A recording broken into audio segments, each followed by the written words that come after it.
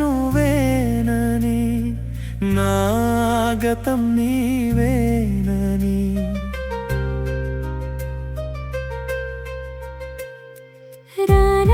రానానికి